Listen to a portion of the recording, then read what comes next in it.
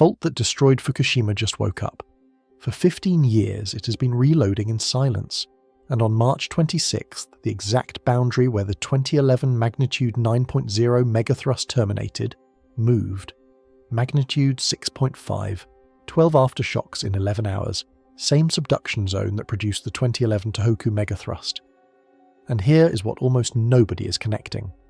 2 days earlier, a magnitude 7.5 struck Tonga with its own foreshock swarm, both on the Ring of Fire, both inside the correlation window of the strongest geomagnetic storm of 2026. Stay until the end, because tonight we find out if this is just coincidence or nature just handed us a pattern we can't afford to ignore. If you genuinely enjoy what we cover here on Project Nightwatch, make sure to hit like and subscribe, because this story is not finished. The aftershock data is still coming in, the fault is still being monitored in real time, and the next few weeks on the Japan Trench are going to be telling. Drop a comment below with where you're watching from, what time it is there, an honest answer. Does this feel like coincidence to you, or the beginning of a pattern we're only just starting to name? Part 1. The fault edge is moving again. Something moved on March 26th, 2026. Not a little. Not in some obscure corner of the planet that nobody watches. It moved directly beneath the Japan Trench, the same underwater scar in the Earth's crust that 15 years ago unleashed the most powerful earthquake ever recorded in Japan, triggered a wall of water that swallowed entire cities and sent 3 nuclear reactors into meltdown. That fault just woke up. At approximately 10:47 in the morning local time, a magnitude 6.5 earthquake ruptured at a shallow depth of roughly 7 to 10 kilometers beneath the seafloor, right off the east coast of Honshu. Shallow depth matters here, and we'll come back to that. But what happened in the hours that followed is what pulled seismologists out of their chairs. Within 11 hours of that initial rupture, at least 12 aftershocks of magnitude 4.5 or greater rattled the exact same patch of seafloor. 12. In 11 hours. That is not normal. That is not what a textbook magnitude 6.5 sequence is supposed to look like. And the fact that it does tells us something important about what is happening beneath the Pacific right now. Let's orient ourselves physically, because geography matters here. Picture the eastern coastline of Japan's main island, Honshu. Now trace your eyes east, offshore, into the open Pacific.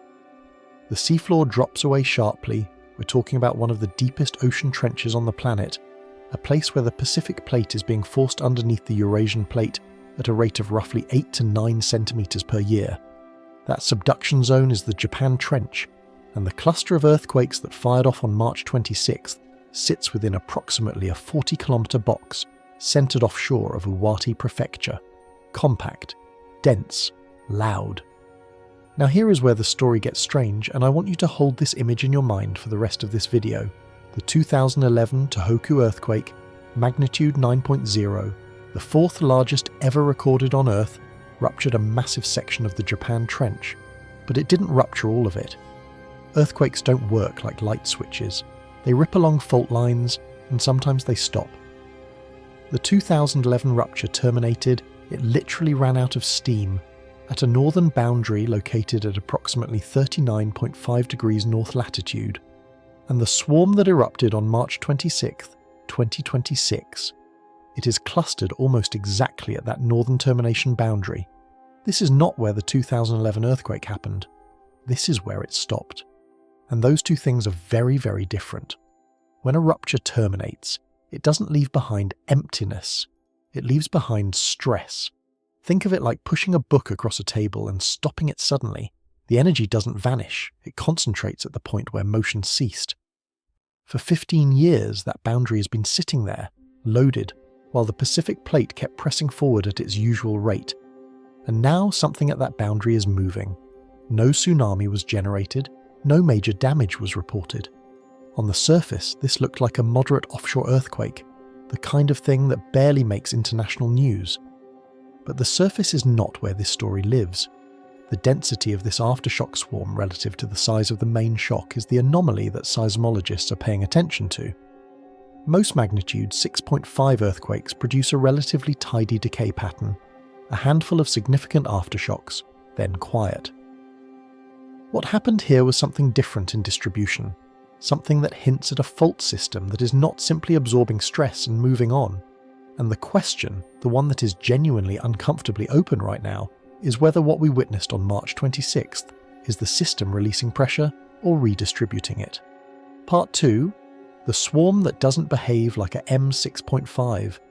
There is a rule in seismology called Barth's law. It's not a suggestion. It's not a guideline. It's an empirical observation that has held up across thousands of earthquake sequences around the world, and it states that the largest aftershock of any earthquake will typically be about 1.2 magnitude units smaller than the main shock. For a magnitude 6.5, that means you'd expect the largest aftershock to clock in around magnitude 5.3. That's the rule. That's what the data says should happen. The largest aftershock recorded in this sequence came in at approximately magnitude 4.9. That's not catastrophically far off, but it is below the expected value, and taken alone, it might mean nothing.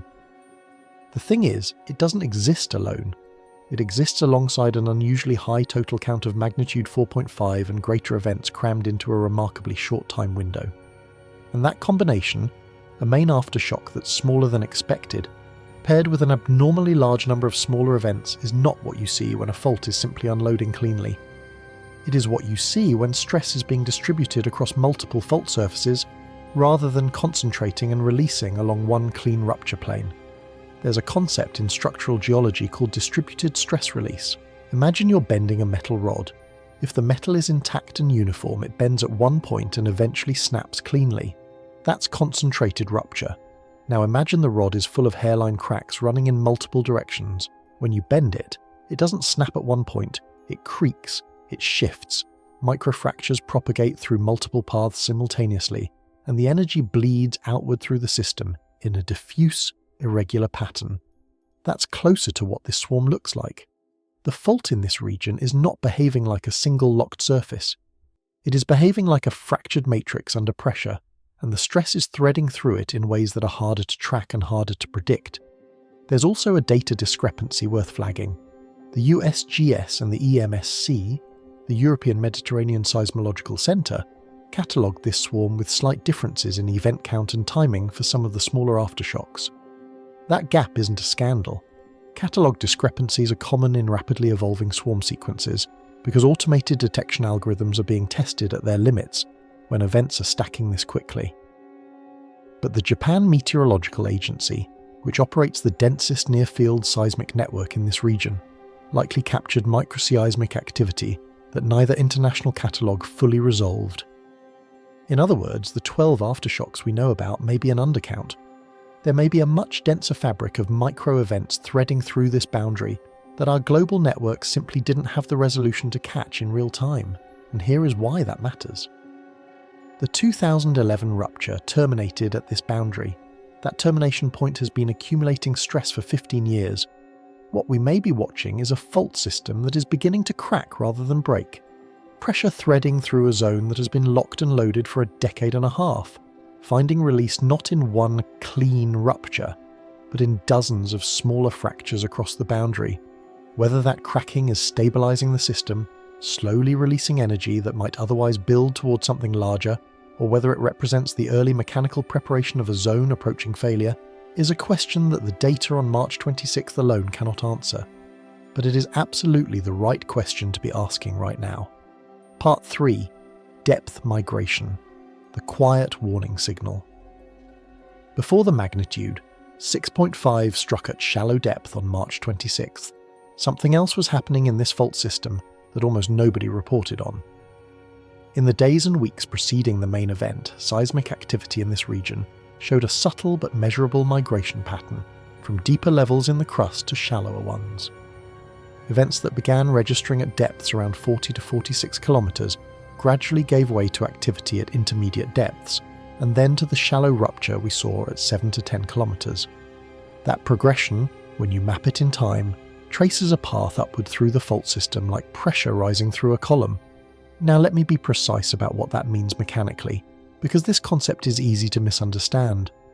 The subduction zone beneath the Japan Trench is not a single flat plane. It is a multi-layered system. At the bottom, you have the plate interface itself, the boundary between the descending Pacific plate and the overlying crust, where the deepest coupling and stress accumulation happens. Above that, you have the upper crust, a more fractured, more heterogeneous environment, where faults branch and splay and interact in complex ways. A deep event at 46 kilometers and a shallow event at 7 kilometers are not just different in magnitude or timing, they are happening in fundamentally different parts of the tectonic system. When you observe seismicity migrating upward from the plate interface toward the upper crust over a period of days or weeks, one of the hypotheses seismologists consider is stress transfer, the idea that energy is being transmitted upward through the fault system, perhaps through fluid pressure changes, perhaps through mechanical coupling between fault segments at different depths. Fluids, particularly water trapped in the subducting plate and released as it descends, can act as a kind of lubricant in fault systems, reducing the friction that keeps locked segments from moving. If fluid pressure is rising in portions of this fault, that could help explain both the depth migration and the unusual distribution of the aftershock swarm. It's a hypothesis, not a confirmed mechanism, but it fits the observational pattern.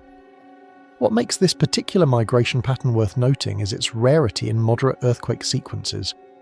Most magnitude 6 to 7 events don't produce a clear, trackable, depth migration signal in the days before the main event. The fact that one appears here, centered at the northern termination boundary of the 2011 rupture, adds another layer to what is already an unusual sequence. Globally, there are documented cases where similar depth migration patterns preceded escalating seismic sequences, where the upward movement of activity through a fault system served as a mechanical precursor to larger events. Those cases are rare. Most sequences don't escalate, but the pattern is statistically notable, and in a region already flagged as a high-stress zone, it is not something that seismologists are filing away without attention. Something moved through this system, not just at one level. That is the key observation. And it connects directly back to the central question we are building toward. Is the stress that the 2011 Tōhoku earthquake left behind at its northern boundary finally beginning to move? And if so, where is it going? Part 4, the exact point where 2011 stopped. Let's look at a map together, because this is where the geography becomes almost uncomfortably specific. The 2011 Tōhoku earthquake ruptured the Japan Trench along a segment that extended from approximately 36 degrees north to 39 degrees north latitude. That's a rupture length of several hundred kilometers, an enormous catastrophic tear in the Earth's crust that released energy, roughly equivalent to 600 million times the atomic bomb dropped on Hiroshima. It was one of the most energetically significant geological events of the 21st century. The northern termination of that rupture, the point where the 2011 earthquake literally ran out of the energy needed to keep propagating, sits at approximately 39.5 degrees north. That is, as precisely as our data resolves it, where the March 26th swarm is concentrated. Not generally in the area, not nearby, at the boundary, at the seam where the 2011 rupture stopped and the unruptured fault segment begins. That distinction matters enormously when you understand the physics of rupture termination. When a major earthquake propagates along a fault, it doesn't stop randomly. It stops where the fault mechanics change, where the material properties shift, where a geometric irregularity deflects the rupture energy, or where the locked coupling between plates weakens enough that the rupture can't sustain itself. Those termination zones are complex, mechanically heterogeneous environments, and because the rupture stopped there rather than passing through, they typically do not experience the stress relief that the ruptured segment experiences. They receive stress. The Coulomb stress transfer models that seismologists built after 2011, particularly work by researchers like Toda and colleagues, showed that the northern termination zone of the Tōhoku rupture received an increase in Coulomb failure stress. In other words, the 2011 earthquake pushed additional stress northward into the zone that is now showing this swarm activity. The Iwate-oki segment, the offshore Iwate section of the Japan Trench, has a documented history of moderate to large earthquakes. Magnitude 7.1 events, magnitude 7.3 events. It is not a quiet region under normal conditions. But the question that matters now is whether its behaviour has been altered by 15 years of post-Tōhoku stress, loading on top of its own pre-existing tectonic budget. A region that was already capable of producing significant earthquakes received an additional stress increment from one of the largest earthquakes ever recorded, and it has been accumulating plate convergent stress On top of that, for 15 years without a major release event. That is not a comfortable combination. The northern termination boundary of the 2011 rupture is not random geography. It is, by the mechanics of stress physics, one of the most precisely defined high-risk zones on the Japan Trench, and on March 26th, it moved. Part 5. The real question. So let's stack what we have, because the picture emerging from these first observations is more specific and more significant than the headline suggested.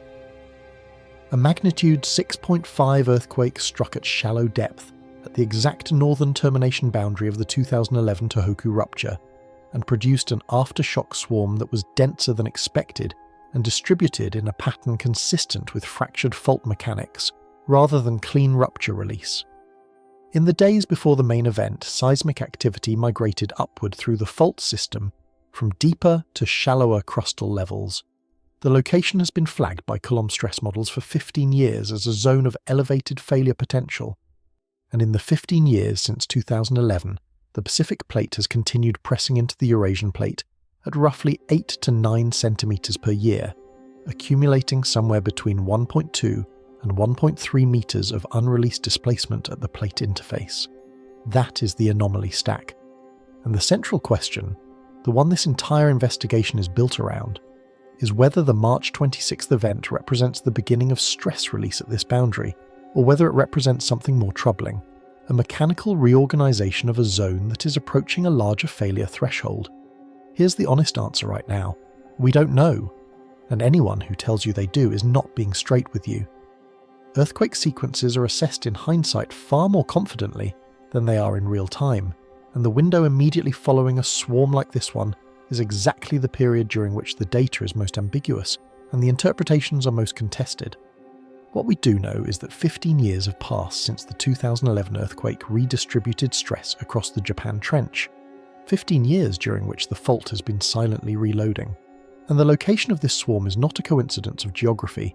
It is a direct mechanical consequence of what happened in 2011, playing out on a timescale that feels long to us, but is essentially instantaneous in the life of a tectonic system. And there is one more thing worth flagging before we go deeper into the geology. This earthquake did not happen in isolation. 2 days before the Japan swarm, a magnitude 7.5 struck the Tonga subduction zone with its own anomalous foreshock pattern. And both of these events fall within the correlation window of the strongest geomagnetic storm sequence of 2026. Is that a coincidence? Is something else connecting these events across thousands of kilometers of ocean floor? The answer to that question is going to require us to look at the full picture, starting with what the 2011 earthquake actually left behind.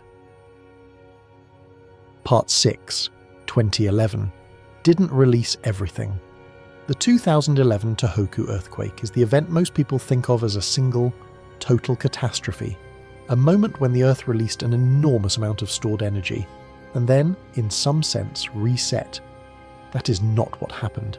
It is not even close to what happened. Understanding why is essential to understanding what we are looking at on March 26, 2026. Megathrust earthquakes, the category that includes the 2011 Tōhoku event, the 2004 Sumatra earthquake, the 1960 Chile earthquake, are produced by the largest and most powerful type of fault system on Earth, subduction zones, where one tectonic plate is being forced beneath another. These systems store stress over decades and centuries as the plates lock together, and they release it in catastrophic ruptures. But here is the critical detail that almost never makes it into mainstream coverage. The slip distribution across a megathrust rupture is almost never uniform, not even close. In the 2011 Tōhoku earthquake, the slip was extraordinary in some parts of the fault and comparatively modest in others. The region south of roughly 38 degrees north latitude experienced some of the highest recorded koseismic slip in any earthquake ever measured. In some patches, the seafloor moved by 30 to 50 meters horizontally in a matter of minutes. That is what generated the catastrophic tsunami. The slip in the northern sections of the rupture zone, the sections closest to where our March 26th swarm is now occurring, was significantly lower. The 2011 earthquake was not a uniform release. It was a massive release concentrated in specific patches, surrounded by segments that released comparatively little. What that means is that the 2011 Tōhoku earthquake left behind a geological inheritance of unreleased stress in its northern termination zone. The segment didn't just fail to rupture further north, it remained partially loaded even after the main event, and it received additional Coulomb stress from the rupture that occurred to its south. The earthquake ended on March 11, 2011, but the system did not reset. The fault north of the termination boundary entered a post-Tōhoku state that was, in some respects, more stressed than it had been before the main event, and for 15 years no major earthquake has come along to release that accumulated load. Until, possibly, now. Part 7. Coulomb stress transfer, the invisible push. There is a force operating on fault systems that you cannot see, cannot directly measure, and that operates on timescales ranging from seconds to centuries. Seismologists call it Coulomb stress transfer, and understanding it is the key to understanding why the northern termination boundary of the 2011 Tōhoku rupture is the most mechanically significant location in the Japan Trench right now. The concept is actually simpler than the name suggests. When a fault slips, when an earthquake occurs, the surrounding crust doesn't just passively absorb the shock and return to equilibrium. The redistribution of mass and strain in the rock causes stress to increase in some nearby regions and decrease in others. The regions where stress increases are said to receive a positive Coulomb stress change. The regions where stress decreases are said to fall within a stress shadow. Critically, faults that receive positive Coulomb stress changes after a major earthquake are statistically more likely to rupture in the months, years, and decades that follow, because the stress added by the previous event brings them closer to their failure threshold. After the 2011 Tōhoku earthquake, multiple research groups, including Toda and colleagues at Tōhoku University, constructed Coulomb stress transfer models to map where the rupture had redistributed stress across the surrounding fault network. Those models consistently identified the northern termination zone, the Iwataoki segment of the Japan Trench, as a region of positive Coulomb stress increase. The earthquake that devastated Japan in 2011 pushed additional invisible stress northward into the segment that is now producing our March 26th swarm. That's not speculation or after-the-fact pattern matching. Those models were published years ago, and the northern segment was flagged in the scientific literature as a zone of elevated concern. Now, 15 years of subsequent plate convergence have added to that inherited stress. The cumulative Coulomb stress change in this zone is the product of 2011's redistribution, plus 15 years of ongoing tectonic loading. We cannot precisely quantify what that total looks like from the outside, because the mechanical properties of the fault, its friction, its fluid content, its geometric complexity, are not perfectly known. But the directional argument is clear. This zone has been receiving stress inputs from two separate sources for 15 years, and the March 26th swarm is the first significant seismic expression from that zone in that entire period. Something about the accumulated load finally crossed a threshold. And the open question, the one that should be making geophysicists genuinely uncomfortable, is whether what we saw on March 26th represents the threshold being crossed at a level the system can handle, or whether it represents the first crack in a dam that has been quietly filling for a decade and a half. Part 8. 15 years of silent reloading. The Pacific Plate does not wait. It does not care that the 2011 Tōhoku earthquake happened.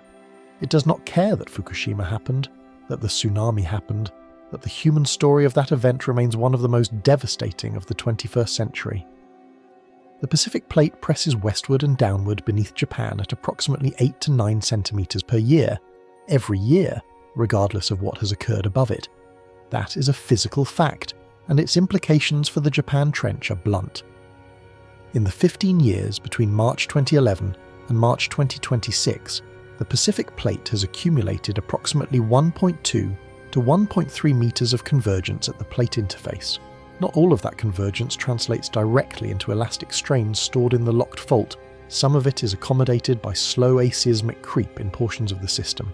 But in the well-coupled, locked segments of the Japan Trench, the majority of that convergence is being stored as elastic energy in the surrounding rock. The fault is behaving like a spring that is being compressed millimeter by millimeter, year by year, with no release valve. Until something gives. There's a useful analogy here. Imagine you have a door that is slightly swollen in its frame. It resists opening, but it's not impossible to move. Every time someone pushes on that door without opening it, the frame absorbs a little more stress. For years, nothing happens. The door looks fine from the outside, but internally the wood grain is shifting, the frame is deforming microscopically, and the accumulated stress is building toward the point where the door either opens or the frame breaks. The Japan Trench's northern segment is that door. The 2011 earthquake pushed on the frame from one side and walked away. The Pacific Plate has been pushing from the other side every day for 15 years. The March 26th swarm is the sound of that frame beginning to creak. Subduction zones elsewhere in the world offer context for what this kind of loading cycle looks like over time. The Cascadia subduction zone off the Pacific Northwest coast of North America has been building toward its next major event for several centuries. The Nankai Trough, off Japan's Pacific coast, is considered overdue for a magnitude 8 or greater earthquake. These are systems where tectonic loading operates on timescales that dwarf human attention spans, making them easy to forget in the years between events. The Japan Trench is different from those examples in one crucial respect. It had a documented catastrophic rupture just 15 years ago, and the segment that did not fully rupture in that event is now demonstrably active. The clock did not stop in 2011. It never does. Part 9. The Iwate Segment Problem. The stretch of the Japan Trench offshore of Iwate Prefecture is not geologically anonymous. It has its own seismic history, its own documented rupture behaviour, and its own set of open questions that predate the 2011 Tōhoku earthquake by decades. What the 2011 event did was layer an entirely new set of complications on top of a segment that was already considered seismically significant. Historically, the Iwate-oki segment has produced earthquakes in the magnitude 7.1 to 7.3 range. These are serious events, capable of generating significant ground motion, capable of producing local tsunamis, capable of causing damage to coastal communities and infrastructure, but they are not megathrust events. The distinction matters because it raises a question that seismologists have been debating for years. Is the Iwate-oki segment capable of producing a rupture larger than its historical maximum? Could it link with adjacent segments to produce a cascading failure? The geological record, which extends further back in time than the instrumental record, suggests that this region has experienced larger events in the prehistoric past, events that the relatively short window of modern seismology has not captured. Megathrust fault systems are typically divided into segments, sections of the fault that behave somewhat independently in terms of when and how they rupture. But segment boundaries are not walls, they are zones of varying mechanical coupling, and under the right conditions, particularly when a neighbouring segment has recently ruptured and transferred stress across the boundary, segments can link during a single rupture event. The 2011 Tōhoku earthquake itself was the product of multiple fault segments rupturing in rapid sequence. The idea that the Iwate-oki segment exists in complete mechanical isolation from the rest of the Japan Trench is not well supported by the geological evidence. What makes the current situation particularly uncertain is the footprint of the March 26th swarm relative to the known dimensions of the Iwate-oki segment. If the swarm is confined to a small patch at the northern termination boundary, that is consistent with a localized stress adjustment. If the swarm expands spatially in the coming days and weeks, if new events begin registering at increasing distances from the initial cluster, that would suggest that stress is propagating laterally through the fault system rather than simply dissipating locally. That spatial evolution is one of the most important signals that seismologists are watching in real time right now. And it connects back to the central question we keep returning to. Is this system releasing the pressure that 2011 left behind, or is it redistributing that pressure into new configurations that we haven't mapped yet? Part 10. Foreshock or main shock? Here is the question that everyone watching this sequence is sitting with, and it is the most honest and most uncomfortable question in seismology. Was the March 26th magnitude 6.5 the main event, or was it a foreshock? The brutal truth is that there is no way to know in real time. Foreshocks can only be identified as foreshocks after the fact, after a larger event follows them and retroactively defines their role in the sequence. In the moment, a foreshock looks exactly like an earthquake. Statistically, the probability that any given earthquake is followed by a larger event in the same region within a week is somewhere between 5 and 10%, depending on the tectonic setting and the specific seismic history of the region. Those are not high odds. Most earthquake sequences decay according to a predictable pattern, the Omori-Utsu law, which describes how aftershock rates decrease over time following a main shock, and they do so without escalating to something larger.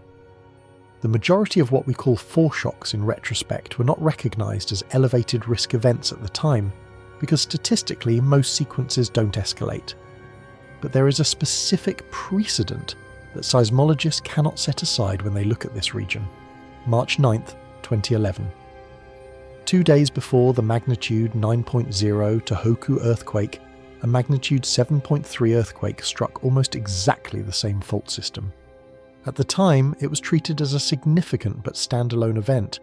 48 hours later, it was understood to have been a foreshock to one of the largest earthquakes in recorded history.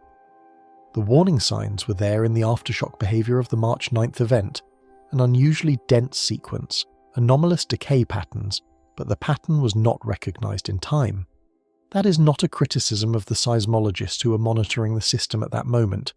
It is a description of the limits of real-time seismic assessment that still apply today.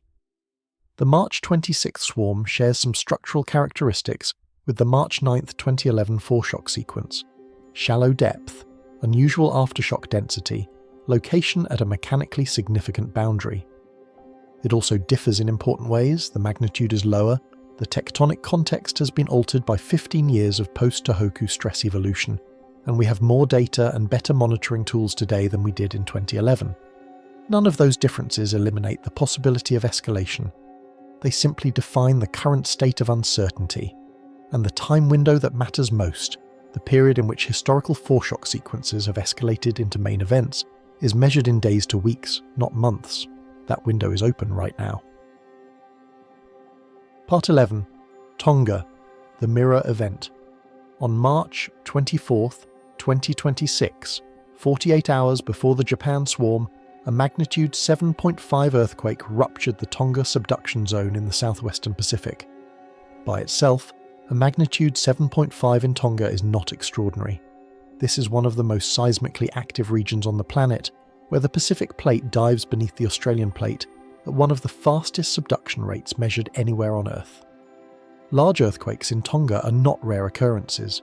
What is notable about the March 24th event is its behavioural profile. Before the main shock, the Tonga region produced a foreshock swarm with a character that seismologists described as anomalous for the regional baseline. The main rupture was shallow, consistent with the uppermost portions of the subduction interface.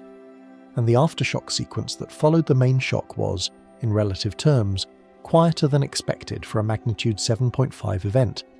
That combination, unusual pre-event swarm, shallow rupture, subdued post-event aftershock sequence, echoes, in structural terms, elements of the behaviour we're observing in the Japan swarm that followed 48 hours later. These two events are separated by thousands of kilometres of ocean. They're on different segments of the Pacific Ring of Fire. The direct mechanical connection between them, a stress transfer pathway that could link Tonga to Iwate in any conventional seismological model, does not exist at the scale of our current understanding. And yet, the 2011 Tōhoku boundary, already loaded with 15 years of accumulated stress, produced its own anomalous swarm within 2 days of the Tonga event. Is the timing meaningful, or is the human tendency to find patterns in closely spaced events overriding the statistical reality that large earthquakes occur on the Ring of Fire with enough regularity that occasional temporal clustering is inevitable? That question sits at the centre of a genuine scientific debate that we're going to need to walk through carefully. But first, we need to understand the larger system that both of these events are happening inside. Part 12. Ring of Fire Synchronization. The Pacific Ring of Fire is not a single fault. It is a nearly continuous chain of subduction zones, transform faults, and volcanic arcs encircling the Pacific Ocean, a boundary system roughly 40,000 kilometers in total length, responsible for approximately 90% of the world's earthquakes and the majority of its volcanic eruptions.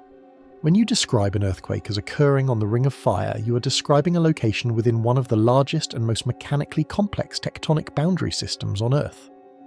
The question of whether events on different parts of the Ring of Fire can influence each other, whether stress changes in Tonga can in any meaningful way affect behaviour at the Japan Trench, is one of the most contested and genuinely unresolved questions in modern seismology. The mainstream position is that fault systems separated by thousands of kilometers operate independently, and that temporal clustering of large earthquakes across the Ring of Fire is a statistical artifact rather than a physical signal. The alternative position, argued by a minority of researchers using increasingly sophisticated models, is that dynamic stress changes propagating as seismic waves from a large earthquake can, under certain conditions, influence the behavior of distant fault systems that are already near their failure thresholds. This is not a fringe idea in the sense of being scientifically disreputable. It is a fringe idea in the sense of being scientifically unresolved, a hypothesis supported by some observational data and contested by other data, sitting in the space where established physics and incomplete empirical evidence haven't yet reached a consensus. The key phrase is near their failure threshold. A fault system that is well below its failure stress won't be meaningfully influenced by a distant dynamic stress perturbation of the magnitude that seismic waves produce at thousands of kilometers. But a fault system that is already loaded, that is sitting close to the tipping point, might respond to even a small additional perturbation. And the northern termination boundary of the 2011 Tōhoku rupture, for all the reasons we have already established, is precisely the kind of system that might fall into that category, which makes the 48-hour gap between Tonga and Japan not a confirmed causal link, but not something to casually dismiss either. Part 13. The Kamchatka Precedent. History occasionally offers patterns that are worth examining, even when the sample size is too small to support definitive conclusions. One of the most relevant recent precedents for what we're observing in the Japan Trench is the 2025 Kamchatka sequence, in which a magnitude 7.4 event was followed, within a relatively short window, by a magnitude 8.8 rupture on the same fault system. This is a sequence that falls into the rare category of foreshock escalation, where what initially appeared to be a significant but standalone event was followed by something dramatically larger. The Kamchatka subduction zone shares structural characteristics with the Japan Trench. Both are mature, highly coupled megathrust systems where the Pacific plate is subducting beneath continental crust. Both have histories of very large earthquakes, and both sit within the northwestern Pacific corner of the Ring of Fire. The 2025 Kamchatka escalation was not predicted in advance. The foreshock behavior in retrospect contained some anomalous signals, but those signals were ambiguous enough in real time that no formal elevated warning was issued before the larger event struck. That is an important and sobering data point, and it is one reason why the current behavior of the Japan Trench, which also sits in the northwestern Pacific, on a similar fault architecture, at a similarly loaded boundary, is being watched with more attention than a standalone magnitude 6.5 would typically receive. The Kamchatka sequence is a precedent, not a prediction. Most sequences do not escalate to Kamchatka levels, but rare escalation events do occur, and they typically do so without announcing themselves clearly in advance. Part 14. Global Seismic Load Snapshot. In the 7 days surrounding the March 26 Japan event, global seismic networks recorded approximately 114 earthquakes of magnitude 4.5 or greater. That number falls within the normal statistical range for weekly global seismicity. This is not an extraordinary week in terms of raw event count. What is notable is the geographic distribution. A disproportionate fraction of those events are clustered along subduction zone boundaries, rather than distributed uniformly across all tectonic settings. Tonga, Japan, the Kuril Islands, and sections of the Kermadec Trench all produced activity within this window. Taken in isolation, any one of those observations is unremarkable. Taken together in the context of the boundary we're examining, they form a backdrop that makes the Japan swarm less easy to dismiss as a purely isolated event. The global seismic environment in the week of March 26th was, at minimum, a reminder that the fault system producing this swarm does not exist in a vacuum. Part 15. The illusion of coincidence. We need to talk about a genuine cognitive problem, because this entire section of the investigation requires us to navigate it carefully. And I mean carefully in both directions, not just the direction of overclaiming, but the direction of dismissing too quickly as well. Both failures are real, both have consequences, and in a story involving a loaded fault boundary, 2 anomalous earthquake sequences, and a geomagnetic storm, the cost of getting the balance wrong is not trivial. Human brains are extraordinarily good at finding patterns. This is a feature, not a bug. Pattern recognition is one of the most powerful cognitive tools our species has developed. It is why we survived long enough to build seismometers and solar observatories in the first place. The ability to extract signal from noise, to notice that the rustling in the grass follows a particular rhythm that precedes a predator, to recognize that certain clouds reliably precede certain weather, these are not cognitive errors. They are the foundation of empirical science itself. The problem is that the same neural architecture that lets us identify real correlations also manufactures false ones constantly, and it does so without announcing which output is which. In the context of complex, noisy, multivariable systems like global seismicity, this becomes a serious methodological challenge. The Earth produces hundreds of magnitude 4.5 or greater earthquakes every week. The Sun produces geomagnetic disturbances on a continuous cycle tied to its 11-year activity period. If you are looking for temporal overlap between solar events and seismic events, you will find it, not because the connection is real, but because the base rates of both phenomena are high enough that overlap is statistically inevitable with some regularity.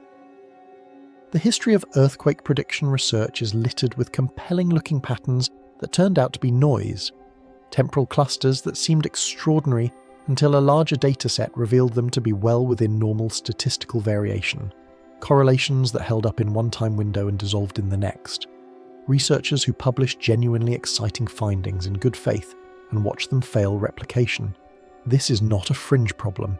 It has happened repeatedly in peer-reviewed literature, and it is one of the reasons that mainstream seismology approaches solar seismic correlation claims with significant institutional skepticism. That skepticism is earned. It deserves respect, and it is not the same thing as the question being closed. The honest intellectual position here requires holding two things simultaneously, and most coverage of this topic fails to do that. It either collapses into uncritical pattern acceptance, everything lines up, therefore something is definitely happening, or it collapses into reflexive dismissal, the establishment doesn't endorse this, therefore it's noise. Both of those positions are intellectually lazy, and neither of them is useful to someone who actually wants to understand what is happening in the Japan Trench right now. The first thing to hold is that the observed pattern is real. Tonga, magnitude 7.5 on March 24th. Japan, magnitude 6.5 swarm on March 26th. Both shallow subduction events, both with anomalous aftershock behavior relative to their regional baselines. Both occurring within the proposed solar seismic correlation window of the strongest geomagnetic storm sequence of 2026, a G3 storm that peaked at KP7 and was followed by a secondary G2 disturbance before conditions stabilized. These things happened. The dates are not in dispute. The magnitudes are not in dispute. The geomagnetic indices are not in dispute. The pattern, as an observable arrangement of real events in real time, exists. The second thing to hold is that observable patterns in noisy systems are not self-evidently meaningful. This is the part that feels counterintuitive but is absolutely essential. Humans see clusters in random coin flips and interpret them as streaks. We see faces in static, animals in clouds, intention in coincidence. We connect events that occurred close together in time because temporal proximity feels like causation, even when the causal mechanism is entirely absent. This is not stupidity. It is the predictable output of a pattern recognition system that was optimized for a much simpler environment than global geophysics. Our brains were not built to intuitively grasp base rates or to naturally control for the number of potential correlations we could have found but didn't go looking for. They were built to notice the taiga, and right now the taiga noticing system is looking at Tonga, Japan, and a G3 storm in the same week and drawing a very compelling picture. So where is the line between a coincidence and a signal? In scientific practice, that line is drawn by two things. The first is mechanism, the identification of a physical pathway through which one event could plausibly influence another. Not a narrative connection, not a temporal association, an actual causal chain with identifiable physics at each step. The second is statistical testing, that controls for the base rate of similar observations, that asks not just whether this pattern occurred, but how often a pattern this specific would occur by chance given the known frequencies of the component events. Apply both criteria here, and the picture becomes genuinely complex. The mechanism linking the Tonga event to the Japan swarm through conventional seismology is weak. Dynamic stress changes from a magnitude 7.5 in Tonga do propagate globally as seismic waves, but the amplitude of those waves at Japan trench distances is orders of magnitude below what standard models would require to trigger fault slip in anything but the most critically stressed threshold proximate systems. The direct mechanical link is thin. The mechanism linking geomagnetic activity to seismic triggering is a different matter. It is contested. It is not mainstream, but it is not absent.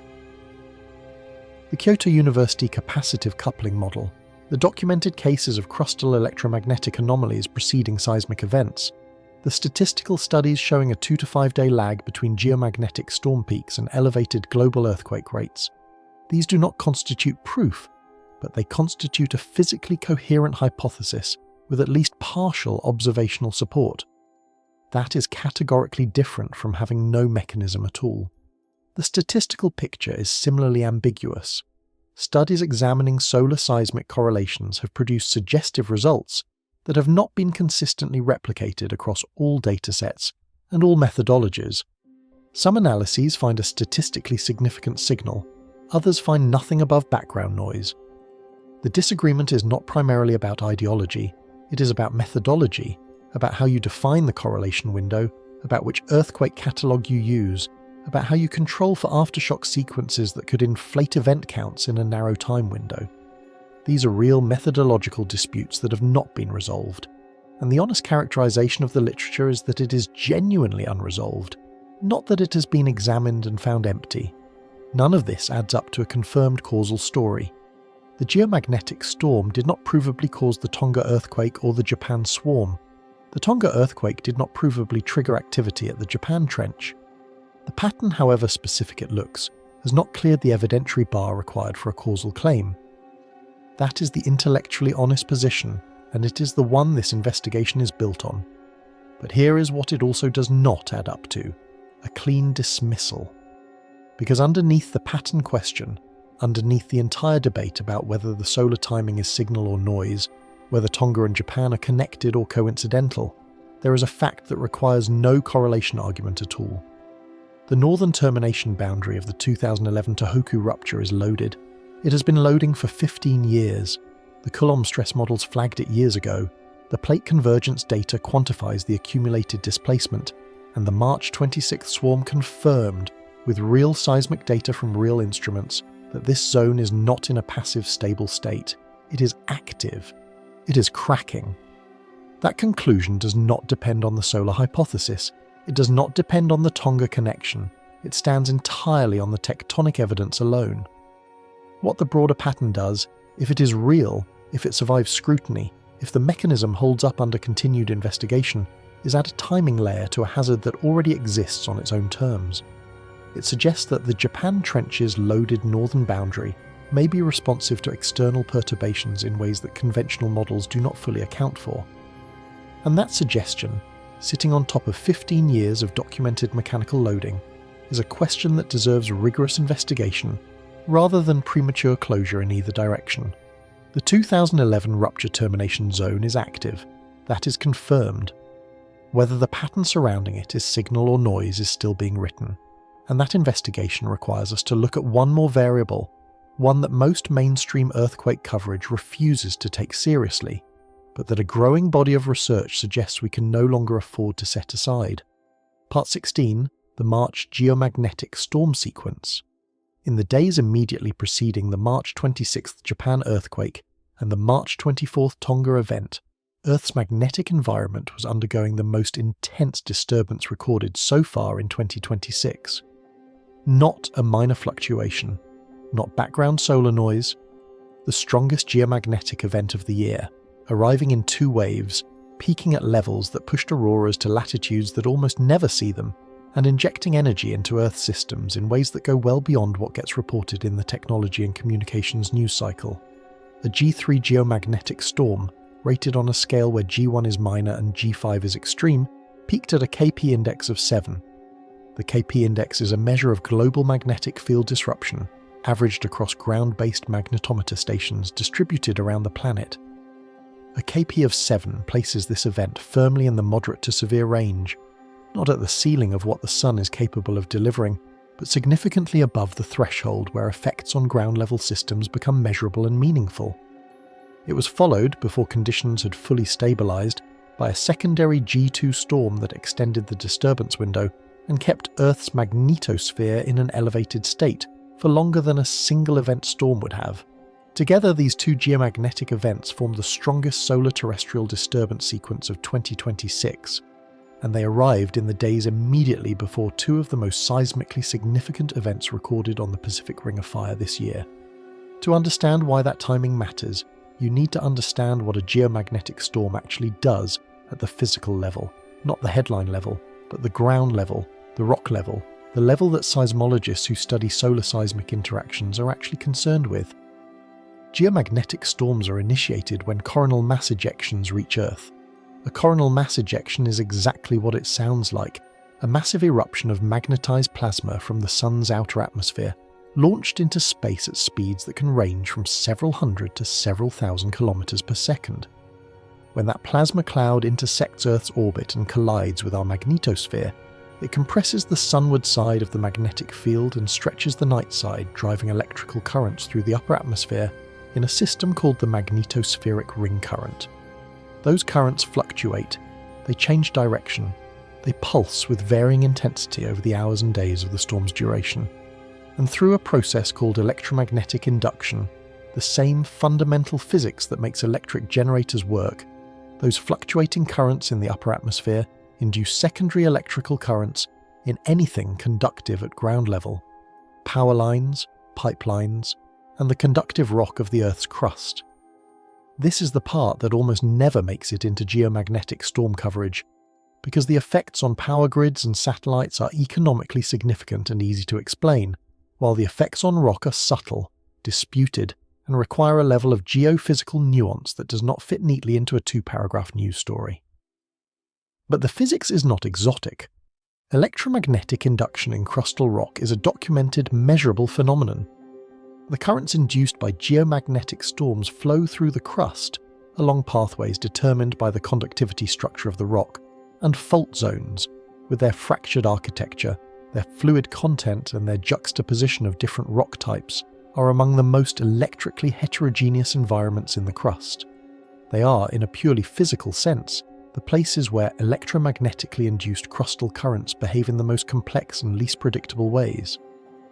The visual signature of a geomagnetic storm is the aurora, oxygen and nitrogen molecules in the upper atmosphere, glowing as they are excited by incoming charged particles, painting the night sky in greens and reds and purples at latitudes that normally never see them.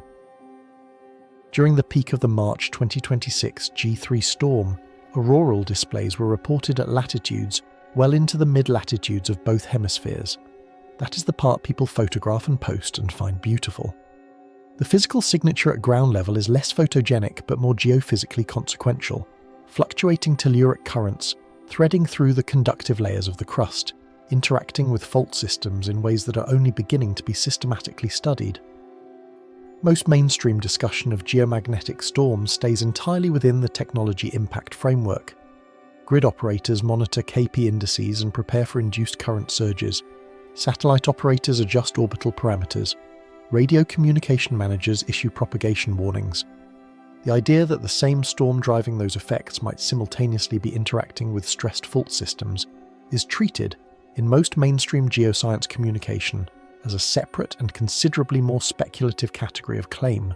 More speculative? Yes. More contested? Absolutely.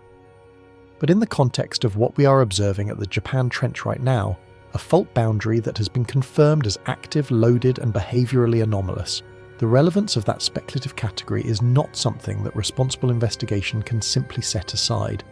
The timing here is the observation that anchors everything else.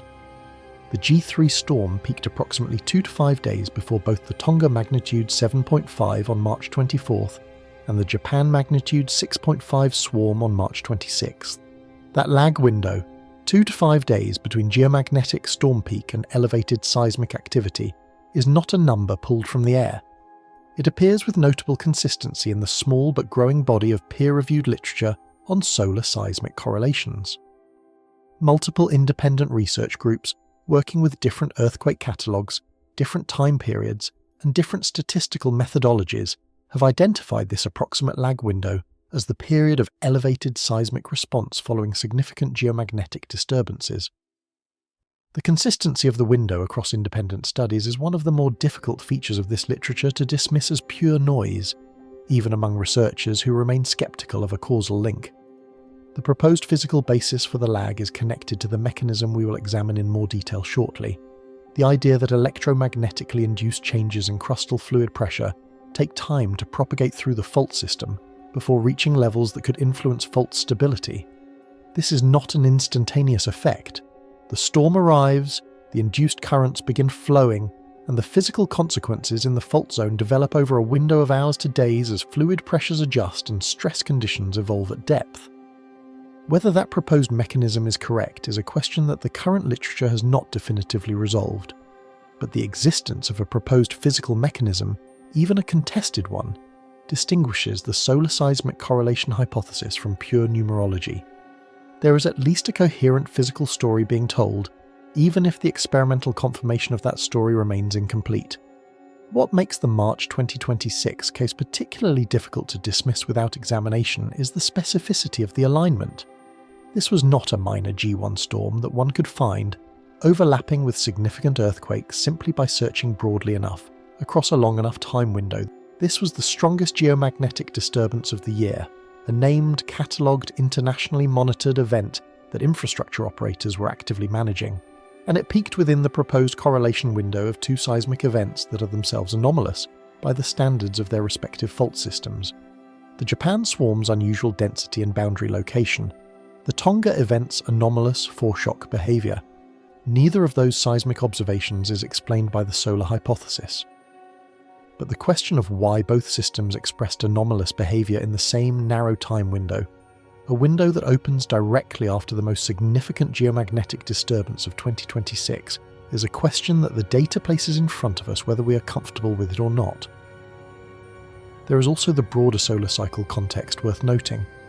2026 sits within the declining phase of solar cycle 25, which reached its peak activity in 2024 and 2025. The elevated baseline of solar activity during this period means that the geomagnetic environment of 2026 is systematically more disturbed than it was during the quieter years of the previous solar minimum. The March storm did not occur in isolation from that larger solar context. It was the most intense event of a year that is itself operating in an elevated solar environment. And the fault systems of the Pacific Ring of Fire, systems that have been mechanically loading through the entirety of solar cycle 25, have been operating in that elevated electromagnetic environment throughout their most recent period of stress accumulation. For now, the core observation stands on its own terms, separate from any interpretive framework. The most significant geomagnetic disturbance of 2026 occurred in a window that places both the Tonga event and the Japan swarm precisely within what researchers studying these correlations identify as the expected response window. That is a fact. It does not require the solar seismic hypothesis to be correct in order to be worth examining. It requires only that we take seriously the possibility that a loaded fault system, one already confirmed as active by the March 26th swarm, might respond to external perturbations in ways that conventional seismic hazard models do not currently account for. And the mechanism that could make that response physically coherent is exactly where this investigation needs to go next. Part 17. Timing window alignment. Statistical studies examining the relationship between geomagnetic storms and subsequent seismic activity have consistently identified a lag window of approximately 2 to 5 days between peak geomagnetic disturbance and elevated global earthquake rates. That sentence deserves to sit for a moment before we move on, because it is doing more work than it might appear to be doing. It is not saying that every geomagnetic storm produces earthquakes. It is not saying that the correlation is strong enough to use as a prediction tool. It is saying that multiple independent research groups, working with different data sets, different time periods, and different statistical approaches, have looked at the relationship between solar disturbance and global seismicity, and found the same approximate timing signature appearing with a regularity that is difficult to attribute entirely to chance. That is a specific and careful claim. It is also, in the context of what happened in the Pacific in the last week of March 2026, a remarkably relevant one. The studies themselves span several decades of research and represent a genuinely diverse range of methodological approaches. Some groups have worked with global earthquake catalogues maintained by the USGS and the International Seismological Center, filtering for magnitude thresholds and geographic distributions, and then comparing event rates against historical geomagnetic indices. Others have focused on specific tectonic regions, subduction zones, transform fault systems, continental rift environments, and examined whether those regions show differential sensitivity to geomagnetic perturbations depending on their local geological and fluid conditions. Still others have approached the question from the electromagnetic side, deploying ground-based magnetometer arrays near active fault zones and looking for measurable crustal current signatures during storm windows that precede seismic events.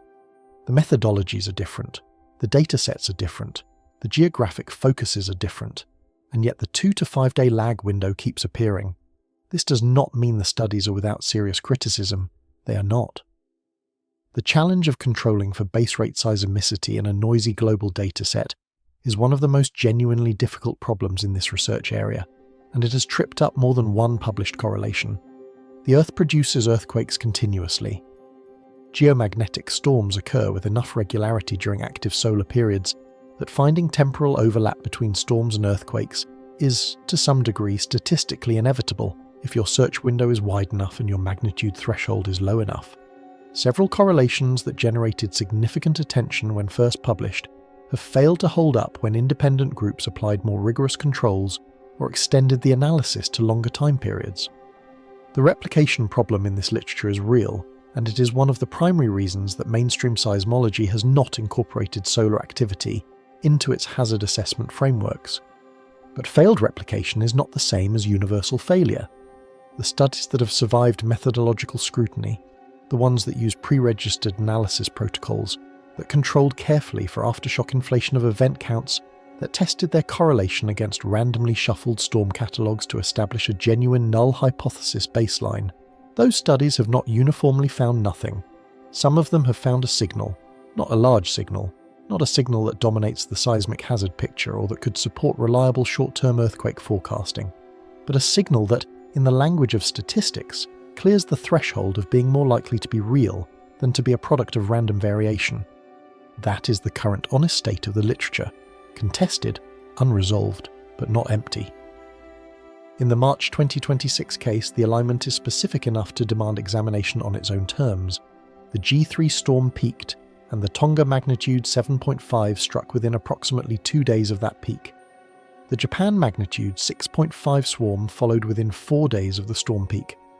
Both events fall squarely within the proposed correlation window, not at the edges of it, not in a stretch of the definition, but in the centre of the range that the research literature has consistently identified as the period of elevated seismic response. 2 major subduction zone earthquakes, both with anomalous behavioural profiles, both within the 2 to 5 day window of the most powerful geomagnetic disturbance of the year. If you were designing a test case for the solar seismic correlation hypothesis, the March 2026 sequence would fit the experimental template quite precisely. And yet the most important thing to establish clearly before going any further is what this alignment does not mean. It does not mean that the geomagnetic storm caused the Tonga earthquake or the Japan swarm. Causation is a specific and demanding standard, and the evidence available does not meet it.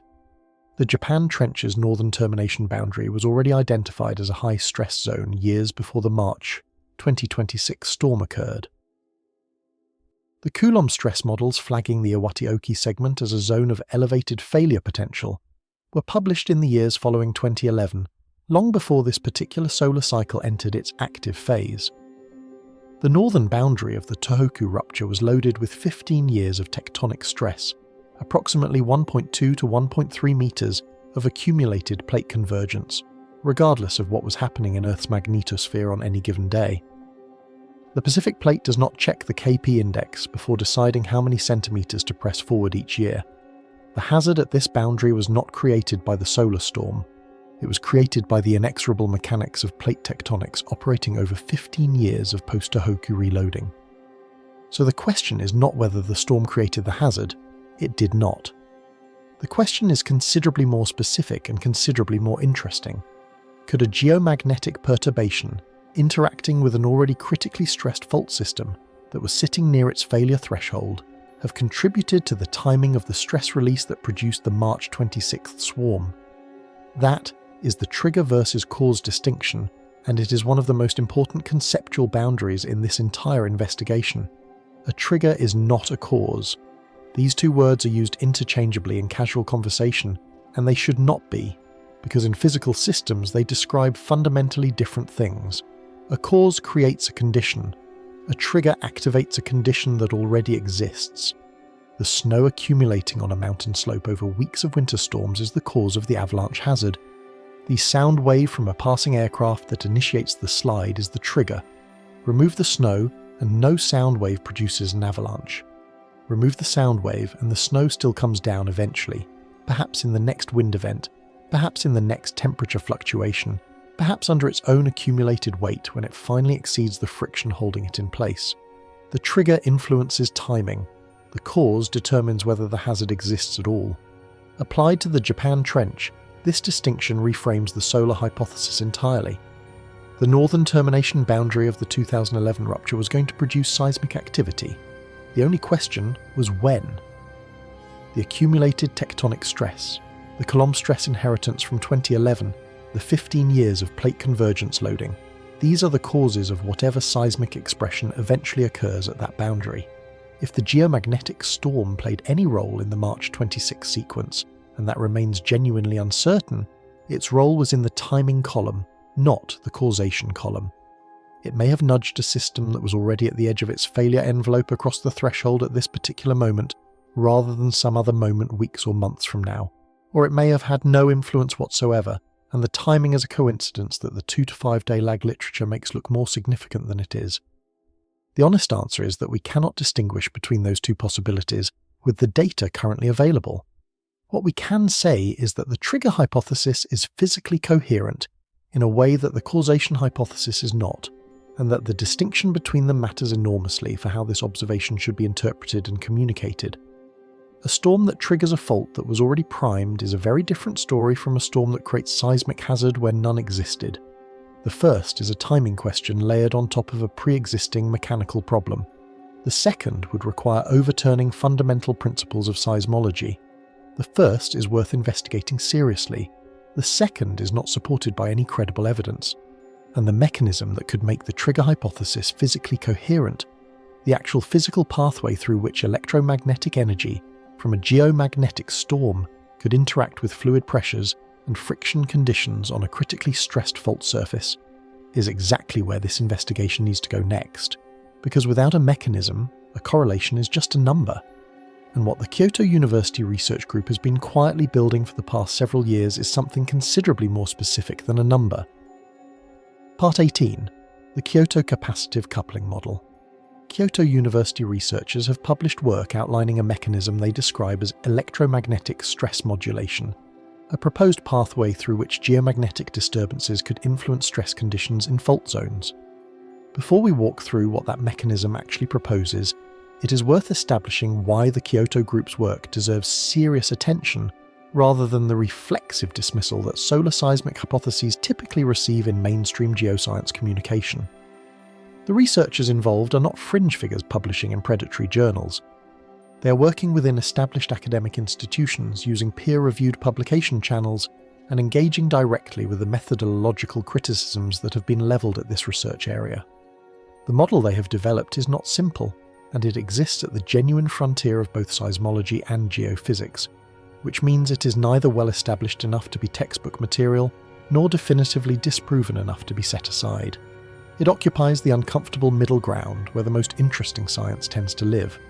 The basic premise begins with a physical fact that is not in dispute.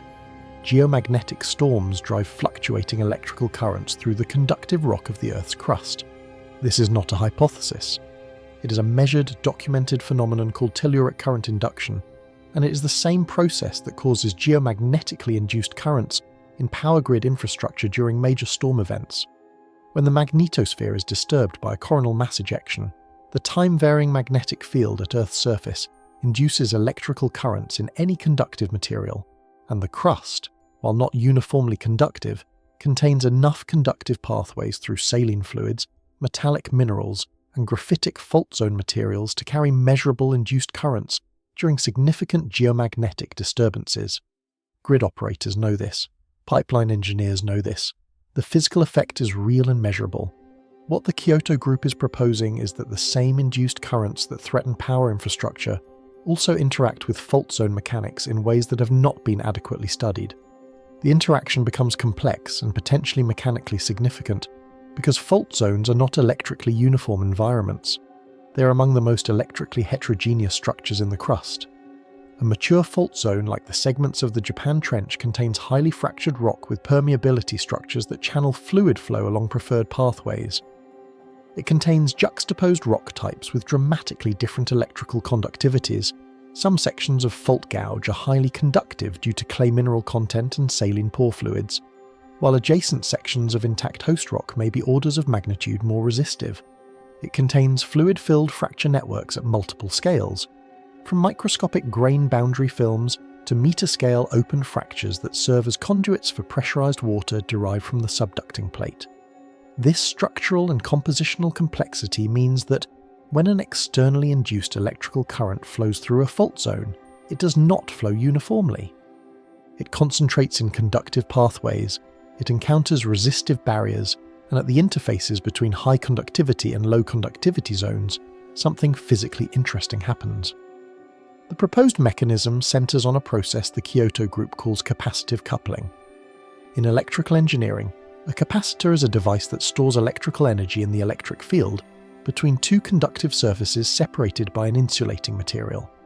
When the voltage across the capacitor changes, charge builds up on the conductive surfaces until the insulating layer either accommodates the stored energy or, if the voltage exceeds the breakdown threshold, discharges it. The Kyoto model proposes that certain configurations within fault zones, specifically conductive fluid-saturated fractures separated from adjacent conductive zones by thin resistive barriers of intact rock or clay, behave analogously to capacitors when subjected to the fluctuating electrical fields of a geomagnetic storm. Electromagnetic energy is stored in these structures during the storm, and under the right conditions it can be discharged in ways that produce localized changes in the electrical and mechanical environment of the fault. The mechanical consequence that the model focuses on is pore fluid pressure modification. Pore fluid pressure is one of the most critical variables controlling fault stability. The fundamental equation governing fault slip, the Mohr-Coulomb failure criterion, includes an effective normal stress term that is directly reduced by pore fluid pressure. In simple terms, the higher the fluid pressure in the pores and fractures of a fault zone, the lower the effective friction holding the fault surfaces together, and the closer the fault is to slipping. This is not a novel or contested concept. It is the well-established physical basis for induced seismicity from wastewater injection, for the triggering effects of reservoir impoundment, and for the role of fluids in natural fault lubrication. What the Kyoto model adds is a proposed electromagnetic pathway for modifying pore fluid pressure, a mechanism by which the discharge of electromagnetically stored energy in capacitively coupled fault zone structures could produce localized fluid pressure changes that nudge the effective stress state of an already loaded fault. The magnitude of the proposed effect is small. This is important to state clearly, because the model is not claiming that geomagnetic storms produce large, direct changes in fault stability across broad regions. The proposed pore pressure modifications are local, they are subtle, and they would be mechanically irrelevant in any fault system that is not already near its failure threshold. A fault that requires a stress increment of several megapascals to reach failure will not be meaningfully affected by the kind of small perturbation this mechanism could plausibly deliver. But a fault that is already within a fraction of a megapascal of its failure threshold, a fault that has been loading for 15 years and is sitting at the mechanical edge of its failure envelope, is a different matter entirely. On a system like that, the difference between stability and slip can be vanishingly small, and even a marginal perturbation, delivered at the right moment in the right location, could be the final increment that tips the balance. This is precisely why the Japan Trench's northern termination boundary is the most relevant possible context for evaluating this mechanism. The Iwate-Oki segment has been loading since 2011. The Coulomb stress models have flagged it as a zone of elevated failure potential for over a decade. The March 26th swarm confirmed that it is not in a stable, passively locked state. It is actively expressing stress through seismic behavior. If any fault system on Earth currently fits the description of a critically stressed system sitting near its failure threshold, this one does. And the question of whether the March 2026 G3 storm delivered a small electromagnetic perturbation to that system in the days before the swarm is exactly the kind of question the Kyoto model was built to address. The model makes specific, testable predictions. It predicts that measurable electromagnetic anomalies, deviations from background telluric current patterns that cannot be explained by the storm's direct induction effects alone, should be detectable in ground-based magnetometer and geoelectric field data from near-fault monitoring stations during the days between the storm peak and the seismic response. These anomalies, if present, would represent the signature of the capacitive coupling and discharge process operating within the fault zone itself, distinct from the broader crustal induction effect of the storm. In some documented cases, researchers examining data from monitoring networks near fault zones that subsequently experienced seismic events have identified anomalies consistent with these predictions. Localized departures from expected electromagnetic background in the hours to days preceding earthquakes, occurring in the aftermath of geomagnetic disturbances, fitting the spatial and temporal pattern the model anticipates. In other cases, the predicted signatures have not been found, or have been found but attributed to instrumental artifacts or alternative explanations. The experimental record is mixed, and the Kyoto group would be the first to acknowledge that their model has not been validated to the standard required for it to be incorporated into operational seismic hazard assessment. The causal chain from geomagnetic storm to electromagnetic induction, to capacitive coupling to pore pressure, modification to fault slip remains experimentally contested at multiple links. Each step in the chain has physical plausibility. The complete chain, end to end, has not been demonstrated unambiguously in a controlled observational setting.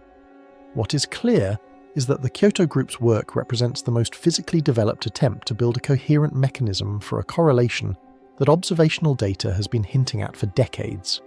It takes the solar seismic correlation out of the domain of pure statistical association and attempts to ground it in identifiable physics, in the documented behavior of electrical currents in heterogeneous crustal materials, in the well-established role of pore fluid pressure in fault mechanics, and in the measurable electromagnetic environment of active fault zones during geomagnetic disturbances. Whether the mechanism is correct in its details, whether the magnitude of the proposed effect is sufficient to matter in real fault systems, and whether the Japan Trench's northern boundary experienced anything resembling this process in the days before March 26th, those questions are open, but they are open in the way that serious scientific questions are open, with a coherent hypothesis, a proposed observational test, and a fault system that is right now one of the most mechanically significant and carefully monitored pieces of crust on the surface of this planet. Part 19, Russell-McFerran effect. There is one additional solar terrestrial factor that reinforces the timing picture, and although it requires more than a brief explanation to do it justice, it is worth the detour, because it transforms the March 2026 geomagnetic storm from an isolated space weather event into something that was, in a very specific and predictable sense, amplified by the geometry of Earth's position in its orbit. This is not a fringe observation, it is not contested science. It is a well-documented, mathematically grounded effect that space weather forecasters account for in their operational models, and its alignment with the events of late March 2026 adds a layer of specificity to the timing picture that is difficult to set aside. The effect is called the Russell-McFerran effect, named after the two researchers, Christopher Russell and Robert McFerran, who first described it systematically in 1973. To understand what it describes, you need a brief picture of how geomagnetic storms are generated at the most fundamental level. When a coronal mass ejection reaches Earth, the critical variable determining how much energy it transfers into the magnetosphere is not simply the speed or mass of the plasma cloud, it is the orientation of the magnetic field embedded within that plasma relative to Earth's own magnetic field. Specifically, what matters is whether the interplanetary magnetic field carried by the solar wind is pointing southward, opposite to Earth's northward pointing magnetic field at the subsolar point, at the moment of interaction. When the interplanetary magnetic field points southward, a process called magnetic reconnection occurs at the boundary of the magnetosphere, opening a channel through which solar wind energy pours directly into Earth's magnetic system. The stronger and more sustained the southward component, the more intense the resulting geomagnetic storm. Here is where the orbital geometry enters the picture. Earth's magnetic dipole axis is tilted relative to the plane of its orbit around the Sun, the ecliptic plane, and the orientation of Earth's dipole relative to the incoming solar wind direction changes systematically throughout the year as Earth moves through its orbit. Near the equinoxes, the spring and autumn points when Earth's rotational axis is perpendicular to the line connecting Earth and the Sun, the geometry of the interaction between the solar wind's magnetic field and Earth's magnetosphere is most favourable for sustained southward field orientations during storm events. In plain language, the same coronal mass ejection that would produce a moderate G1 or G2 storm during the summer or winter solstice period is statistically more likely to produce a stronger G2 or G3 storm if it arrives near an equinox, simply because the geometric alignment amplifies the energy transfer efficiency of the interaction. This is not a small effect. Statistical analyses of historical geomagnetic storm databases consistently show that the most intense storms, the events that reach G3, G4 and G5 classifications, are disproportionately concentrated in the months of March, April, September and October. The equinoctial enhancement of geomagnetic storm intensity is one of the most robust patterns in the entire space weather observational record, spanning over a century of magnetometer data. It is taught in space physics courses, it is built into operational space weather forecasting models, and it means that March, the month in which our story is set, is, by a well-understood and mathematically predictable mechanism, one of the two annual windows when Earth is most vulnerable to intense geomagnetic disturbance. March 26, 2026 sits within days of the Northern Hemisphere spring equinox. The coronal mass ejection that drove the G3 storm arrived during the precise annual window when the Russell-McPherron effect maximally amplifies the magnetospheric response to incoming solar plasma. The storm's intensity, its peak KP index of 7, its classification as the strongest geomagnetic event of 2026, is therefore not simply a product of how energetic the solar eruption itself was. It is partly a product of when that eruption arrived at Earth. A coronal mass ejection of identical intrinsic energy arriving in June or December would statistically have been expected to produce a less intense terrestrial response.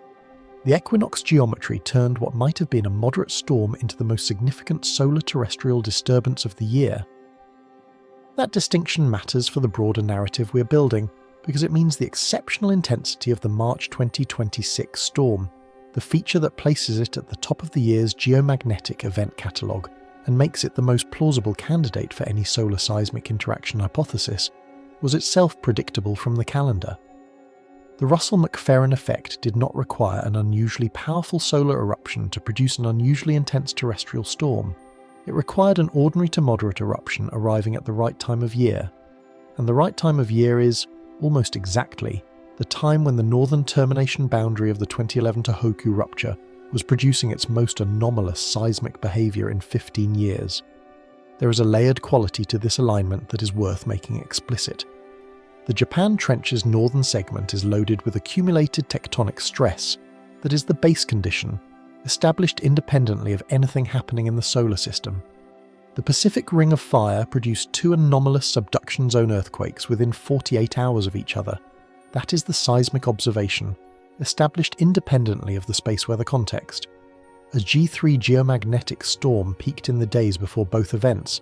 That is the solar observation, established independently of the seismic context.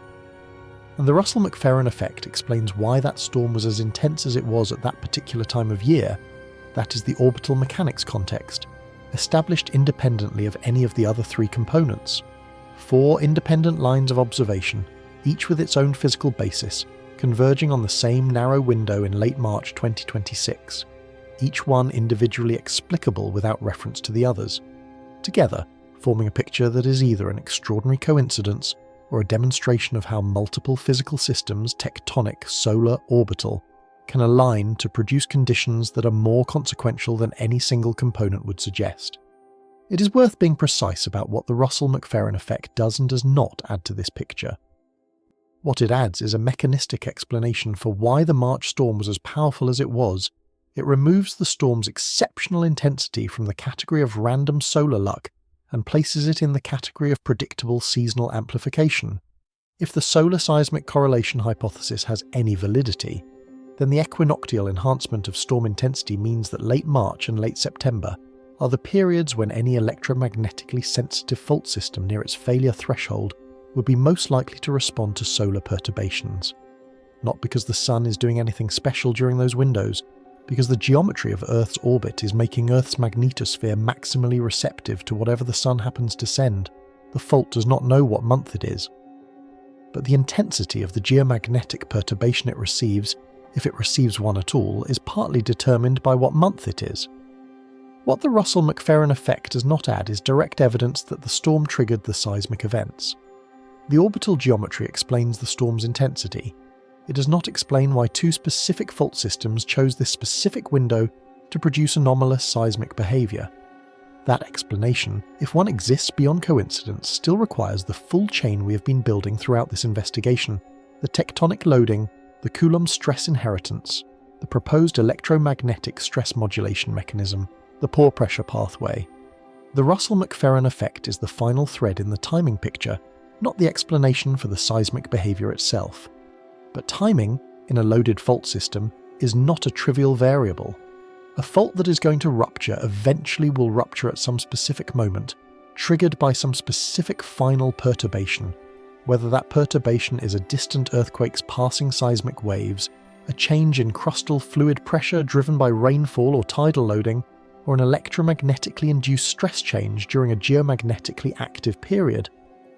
The Russell-McPherron effect tells us that late March is, by predictable orbital mechanics, one of the two annual windows when the electromagnetic perturbation available from a given level of solar activity is at its annual maximum.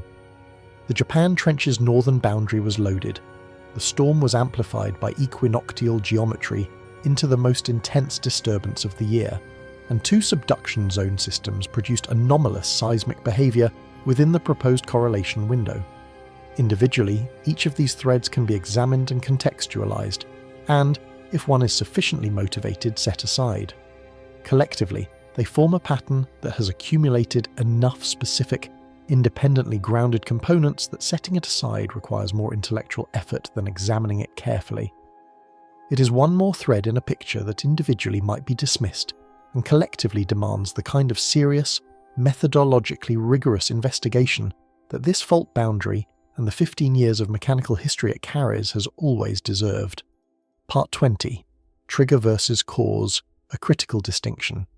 Before we go any further with the solar seismic correlation, I want to address something directly, because this is where responsible science communication becomes genuinely important, and where the difference between a careful investigation and a viral misconception is measured in the precision of a single sentence.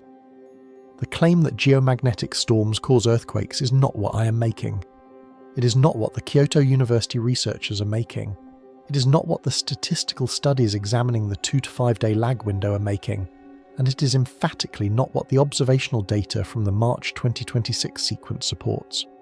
That claim, geomagnetic storms cause earthquakes, is the version of this story that circulates in the spaces where scientific nuance goes to die, where a suggestive correlation gets extracted from its methodological context, stripped of every caveat that makes it intellectually honest, amplified across platforms that reward certainty over accuracy, and eventually handed back to the public as a prediction tool that the underlying research was never designed to support and cannot responsibly provide. That process, the laundering of uncertain science into confident misinformation, does real damage. It damages public trust in legitimate science communication. It damages the credibility of the researchers doing serious work in this area, who then find their careful, caveated publications cited alongside conspiracy content they would find horrifying. And it damages the ability of people who genuinely want to understand what is happening in the Japan Trench right now to get an accurate picture of what is known, what is uncertain, and what the evidence actually supports. So let me be as precise as language allows about what this investigation is and is not claiming. The distinction between a trigger and a cause is not semantic. It is not a rhetorical hedge designed to allow me to imply causation while technically avoiding the word. It is a physically fundamental distinction that describes two completely different relationships between events in the natural world, and conflating them is not just imprecise. It is wrong in a way that leads to incorrect conclusions about how physical systems work. A cause creates a hazard. It is the process or condition that builds the potential for an event to occur. Without the cause, the hazard does not exist. A trigger activates a hazard that already exists. It is the final perturbation that pushes a primed system across its threshold. Without the trigger, the event might be delayed. It might occur at a different moment, initiated by a different final perturbation, but the hazard itself persists because the cause is still operating. Remove the cause and there is nothing to trigger. Remove the trigger and the cause continues building until something else provides the final push. Applied to the Japan Trench, this distinction is not abstract. The northern termination boundary of the 2011 Tōhoku rupture was a seismic hazard before the March 2026 geomagnetic storm occurred. It was a seismic hazard before solar cycle 25 began its ascent toward maximum activity. It was a seismic hazard on the quietest, most geomagnetically undisturbed day of the past decade. The Coulomb stress models flagging this zone were published years before the storm. The plate convergence loading that has been accumulating since 2011 operates at 8 to 9 centimeters per year, regardless of what the sun is doing. The mechanical inheritance from the 2011 rupture, the stress pushed northward into the termination zone by one of the largest earthquakes in recorded history, was deposited in the fault system 15 years ago and has been sitting there ever since, independent of the solar cycle, independent of the geomagnetic environment, independent of every variable in this investigation except the tectonics of the Pacific plate boundary. That accumulated tectonic stress is the cause of whatever seismic activity eventually occurs at the northern termination boundary. Full stop.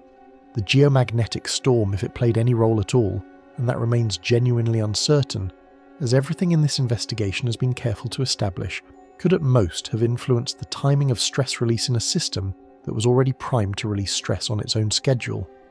The analogy that captures this most cleanly is an avalanche. Snow accumulates on a mountain slope over weeks of winter storms. The weight of that snow, the angle of the slope, the temperature profile through the snowpack, the condition of the interface between the snow and the underlying surface. These are the causes of the avalanche hazard. They determine whether an avalanche is possible at all. A sound wave passing through the valley, a shout, a sonic boom, the crack of a rifle, is a trigger.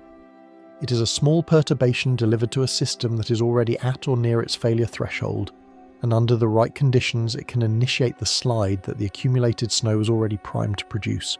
But you cannot cause an avalanche with a shout in a valley where no snow is accumulated. The sound wave has no avalanche to trigger. It passes through and dissipates without consequence because the cause, the loaded snowpack, is absent. You cannot cause a major earthquake with a geomagnetic storm in a region that has no accumulated tectonic stress. The electromagnetic perturbation, whatever its magnitude and whatever its mechanism of interaction with crustal rock, has no loaded fault system to trigger. It passes through the crust and dissipates without seismic consequence. The regions of the world where geomagnetic storms would be most likely to have any timing influence on seismic activity, if the mechanism is real, are precisely the regions where tectonic loading has already brought fault systems close to their failure thresholds, which is, not coincidentally, an accurate description of the northern termination boundary of the 2011 Tōhoku rupture in March 2026. In the Japan Trench's northern segment, the cause is abundantly present. 15 years of post-Tōhoku reloading. Coulomb stress inheritance from one of the largest earthquakes in recorded history. Continued Pacific plate convergence at a rate that has accumulated over a meter of unreleased displacement at the plate interface. The hazard is established by the tectonic record, quantified by the geodetic data, and confirmed as active by the March 26th swarm. None of that depends on the solar hypothesis. None of it requires the geomagnetic storm to have played any role whatsoever. The fault was loaded before the storm. It will remain loaded after the storm has been forgotten. The question of whether geomagnetic perturbations influence the timing of the March 26th swarm is an open research question.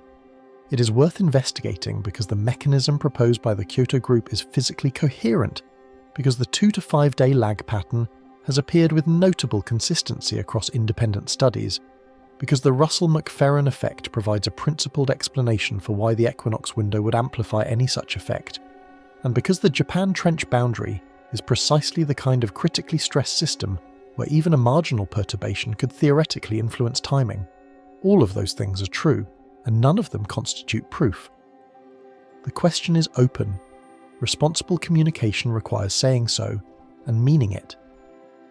The question of whether the March 26 swarm is itself the trigger for something larger, the foreshock to main shock scenario that the March 9, 2011 precedent makes impossible to ignore, is also open. The 5 to 10% escalation probability window is still active. The aftershock decay data is still being processed against the Omori-Utsu model. The spatial evolution of the cluster is still being tracked. These questions will be answered by data that does not yet exist, collected over a time window that is still open. What is not open is the underlying hazard. The fault is loaded. It has been loaded since 2011, and the loading has continued every day since. The behaviour we observed on March 26th, the swarm density, the depth migration, the boundary location, the distributed stress release pattern, tells us unambiguously that this system is not in a stable, passively locked state. It is active. It is expressing stress through seismic behaviour at one of the most mechanically significant locations on the Japan Trench. Whether the sun contributed to the timing of that expression, whether Tonga's rupture sent a perturbation through the system, whether March 26th is the beginning of a larger sequence or the peak of a decaying one, all of those questions remain open. But the fault being active is not open. The fault being loaded is not open. And the most important thing to carry forward from this entire solar seismic section of the investigation is not a conclusion about whether the sun triggered anything. It is the recognition that the March 26th swarm happened regardless of its trigger, that it happened at the most mechanically loaded boundary on the Japan Trench, and that what it tells us about where this fault system is headed is the question that matters most. Not what pushed it over the edge on March 26th, what the edge looks like from here. Part 21. 3 competing interpretations. Every seismologist watching the March 26th Japan swarm is working with the same incomplete dataset and navigating toward one of 3 broad interpretations. Not because the science is arbitrary, not because seismology is somehow less rigorous than other physical sciences, but because the evidence, at this stage, in this specific time window, with the data currently available, genuinely supports multiple scenarios without definitively excluding any of them. That is not a failure of the discipline, it is an honest description of what real-time seismic assessment looks like from the inside before the sequence has finished telling its story. Understanding those 3 scenarios, what distinguishes them, what evidence supports each, and what observations in the coming days and weeks would push the picture toward one interpretation and away from the others, is the most useful framework I can offer you at this stage of the investigation. The first interpretation is the most statistically comfortable, and it deserves to be stated first because it is also the most probable. Under this scenario, the March 26th magnitude 6.5 is the main event. The sequence is a normal post-seismic decay, and the system will return to background seismicity over the coming days and weeks, without escalating further. The unusual swarm density, the 12 or more magnitude 4.5 and greater events in 11 hours that made this sequence stand out from a typical magnitude 6.5 aftershock catalogue, is explained, under this interpretation, by local fault complexity rather than by any imminent escalation dynamic. The northern termination boundary of the 2011 rupture is a mechanically heterogeneous environment. It is fractured, geometrically irregular, and composed of juxtaposed rock types with different mechanical properties. Fault zones with this kind of structural complexity tend to distribute stress across multiple surfaces simultaneously, rather than releasing it cleanly along a single plane, and that distributed release is expressed seismically as a denser than expected aftershock population. Normal behaviour for an abnormal fault geometry. Under this first interpretation, the depth migration pattern observed in the days before the main event was a real observation, but one that falls within the range of normal pre-seismic variability. Notable, worth documenting, but not diagnostic of anything beyond routine fault system mechanics. The Tonga timing coincidence was exactly that, a coincidence produced by the statistical inevitability that a planet generating hundreds of significant earthquakes per week will occasionally produce two major events within 48 hours of each other on the same tectonic boundary system. The geomagnetic correlation fell within the 2 to 5 day window by chance, as it periodically will given the base rates of both geomagnetic storms and significant earthquakes during an active solar period. The system released a modest increment of its accumulated stress on March 26th and returned to its slowly reloading baseline, where it will continue accumulating strain until the next expression of seismicity, whenever that occurs. This is the most probable single outcome. The vast majority of earthquake sequences, including sequences with unusual characteristics, resolve this way in retrospect. The anomalies that seem significant in the days after the main event fade into the background noise of a normally decaying aftershock sequence, and the story ends not with a revelation, but with a quiet return to baseline. The second interpretation is more unsettling, and it is the one that the specific mechanical characteristics of this sequence make most difficult to dismiss. Under this scenario, the March 26th event does not represent a meaningful release of the stress budget at the northern termination boundary. Instead, the distributed character of the swarm, the energy being expressed across dozens of smaller events rather than concentrated in one or two larger ruptures, indicates that the fault in this zone is redistributing stress rather than releasing it. The Bath's law anomaly, where the largest aftershock came in below the expected magnitude, is consistent with this picture. If the main shock itself was a distributed multi-surface rupture rather than a clean single-plane failure, the aftershock sequence would reflect that distributed character rather than decaying from a well-defined main event in the standard Omori-Utsu pattern. Under the second interpretation, the Coulomb stress models that have been flagging this zone for 15 years remain as relevant after March 26th as they were before it. The zone received a positive Coulomb stress increment from the 2011 rupture. It has been loading with plate convergent stress since 2011, and the March 26th sequence, rather than providing the clean stress release that would reduce the zone's proximity to failure, instead shuffled the stress distribution across the fault surface without substantially reducing the total stored energy. The zone remains near its failure threshold. The mechanical adjustment that occurred on March 26th may have changed which specific patch of the fault is closest to failure, but it has not moved the system into a significantly safer state. Under this scenario, the risk window, the period during which the probability of a larger event in this zone is meaningfully elevated above background, extends not for days, but for weeks to months. This is not the most probable interpretation, but it is a physically coherent one that the available data does not exclude. The third interpretation is the rarest, the most alarming, and the one that demands the most careful framing precisely because its low probability coexists with consequences that would be catastrophic if it proved correct. Under this scenario, the March 26th swarm is not a main event with aftershocks. It is a foreshock sequence, the early mechanical expression of a fault system that is preparing for a larger rupture. The stress cracking that we have described throughout this investigation, the distributed energy release, the unusual swarm density, the depth migration, the boundary location. Under this interpretation, these are not signs of a fault adjusting to a new stress state after a moderate main shock. They are signs of a fault zone undergoing the kind of mechanical preparation that precedes a larger failure event. The locked segment is not releasing. It is fracturing around the edges of its locked core, redistributing stress in ways that progressively reduce the mechanical barriers to a larger rupture. This interpretation invokes the March 9, 2011 precedent with uncomfortable directness. On that day, a magnitude 7.3 struck the Japan Trench with an aftershock sequence that, in retrospect, displayed anomalous characteristics consistent with foreshock behavior. The escalation probability assigned to that sequence in real time was low. 48 hours later, the magnitude 9.0 Tōhoku earthquake demonstrated exactly how much weight low probability deserves in a region of this mechanical significance.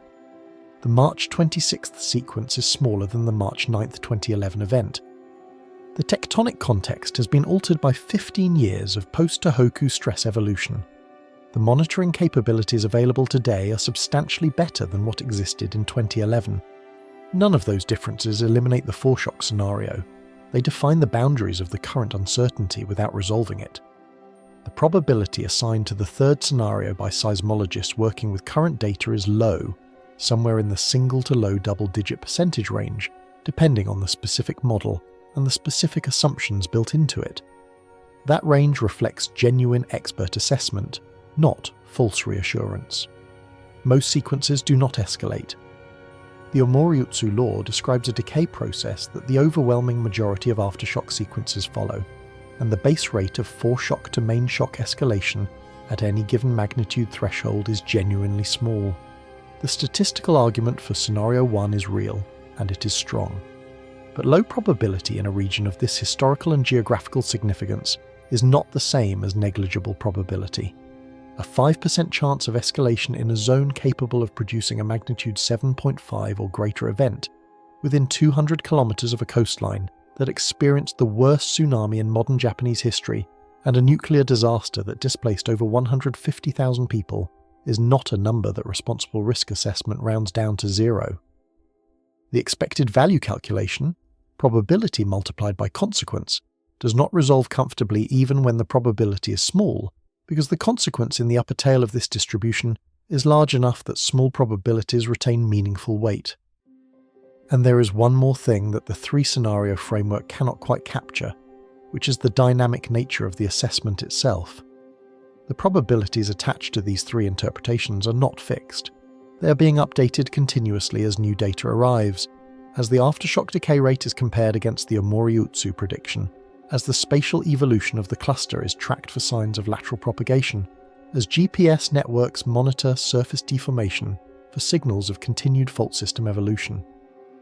The scenario that looks most probable today may look more or less probable in 72 hours, depending on what the fault does next.